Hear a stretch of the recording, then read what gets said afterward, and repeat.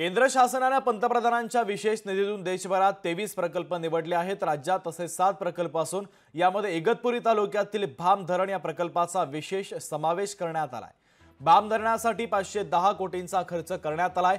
मराठवाड्याची तहान भागवणारे भाम धरण 100% तुडुंब भरलं असून धरणाच्या सांडव्यावरून आता खळखळून पाणी वाहत आहे। काळुस्ते येथील भाम धरण क्षेत्रातून आढावा घेतला आमचे प्रतिनिधी विकास काजळे यांनी। पाहूया।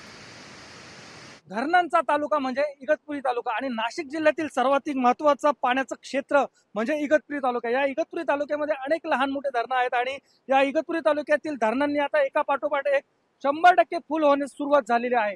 2च दिवसापूर्वी इगतपुरी तालुक्यातील भावली धरण 100% भरून ओसंडून वाहत होतं आणि आज सकाळपासून इगतपुरी तालुक्यातील काळुस्ते परिसरातील भाम धरण हे भाम धरण 100% भरलेलं आहे आणि याचा सांडव्याहून मोठ्या प्रमाणामध्ये पाण्याचा विसर्ग हा सुरू झालेला आहे।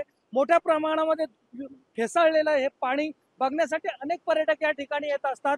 मोठ्या प्रमाणामध्ये पर्यटकांची रेलचेल या भागामध्ये चालू असते आणि आज सकाळपासून इगतपुरी तालुक्यातील हे धरण भरल्यामुळे याचा जो सांडवा आहे याचं पाणी हे नाशिक त्याचबरोबर नाशिक नांदूर मध्यमेश्वर आणि पुढे मराठवाड्याला हे पाणी जात असतं।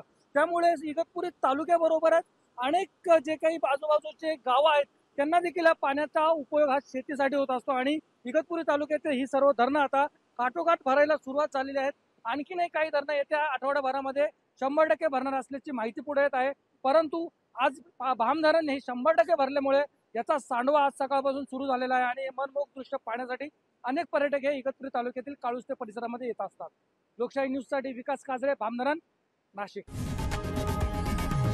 लोकशाही मराठी ऐका, पहा, जागरूक रहा।